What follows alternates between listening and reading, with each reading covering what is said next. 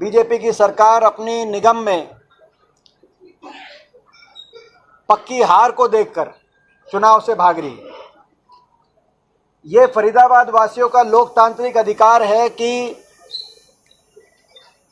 निगम में अपने प्रतिनिधियों को चुने, पार्षद बनाए, मेयर बनाए और शहर की व्यवस्था ठीक हो, उसके लिए प्रजातांत्रिक अधिकार का प्रयोग करें। सरकार ने फरीदाबाद को 9 साल में कुछ दिया नहीं, कम से कम चुनाव का प्रजातांत्रिक अधिकार तो समय पे दे सकती थी। कोई विकास का कोई कार्य को बड़ा फरीदाबाद में सरकार नहीं बता सकती। इन 9.5 साल में कम से कम चुनाव का अधिकार तो देना चाहिए, लेकिन चुनाव से भागती हुई बीजेपी की सरकार नजर आ रही है। आज ये फरीदाबाद नगर निगम नहीं, जो स्थिति फरीदाबाद में दिखाई दे रही है आपको, हमको, सड़कें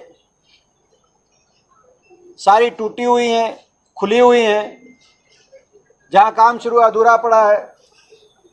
सीवरेज व्यवस्था का क्या हाल है मुझे बताने की आवश्यकता नहीं। पीने के पानी की सप्लाई की क्या स्थिति है वो मेरे को बताने की आपको आवश्यकता नहीं।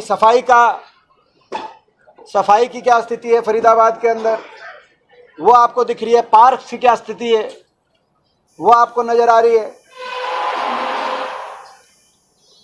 और निगम भ्रष्टाचार का केंद्र बन गया, पूरे प्रदेश में बदनामी हुई फरीदाबाद की निगम की, वो मुझे आपको बताने की जरूरत नहीं।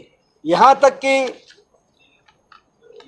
200 करोड़ का घोटाला जिस रूप से सामने आया, हमारे विधायक नीरज शर्मा जी ने भी उसमें बहुत महत्वपूर्ण भूमिका निभाई, पूरे प्रदेश का ध्यान आकर्षण करने के लिए। रिकॉर्ड रूम में आग लगा दी जाती है, वो आपके सामने इतने खुले में भ्रष्टाचार। और जितने ठेके सफाई से लेकर बड़े बड़े मैन पावर तक जो ठेके दे दिए जा रहे हैं, विकास कार्यों के ठेके दिए जा रहे हैं, किस रूप से बीजेपी के पदाधिकारी, जनप्रतिनिधि उनमें खुले रूप से भ्रष्टाचार को अंजाम देके फरीदाबाद निगम को भ्रष्टाचार का केंद्र के रूप में परिवर्तित करने का काम किया, वो आपके सामने है। सुलभ शौचालय में घोटाला हमारी सरकार में, आपको याद होगा, प्याली चौक सड़क को डबल किया गया था, लेकिन आज 9 साल के बाद भी प्याली से बाटा रोड अधूरी है, स्टेडियम अधूरा है। 26 गांव को निगम में जोड़ा गया, लेकिन वहां पे उन गांव में कोई विकास कार्य नहीं, कोई सफाई के लिए कोई काम हुआ नहीं। निगम में 1500 करोड़ का घाटा दिखाया जा रहा है। कहीं ना कहीं ऐसा वो सारे ग्रामीणों के मन में ये प्रश्न चिन्ह है कि केवल जो उनके गांव की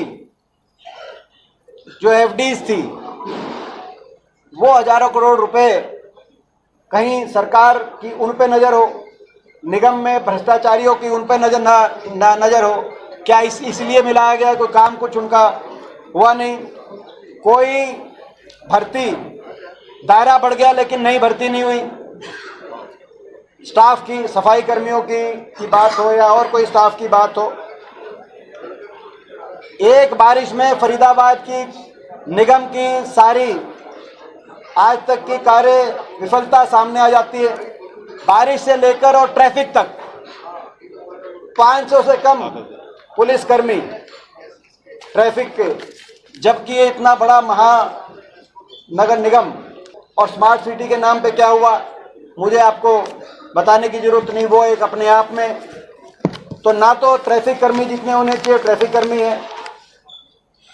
बल्लभगढ़ से पाली जो अभी जो सड़क है वो अधूरी सड़क, बुरा हाल उसका है। मुझे वो भी बताने की आपको आशा। आप तो पता है रेन्यूअल योजना, ये हमारे समय की योजना थी, हमारे समय शुरू हुई थी, आज तक सुचारू ढंग से 9.5 साल के बाद सरकार इस योजना को आगे बढ़ा नहीं पाई।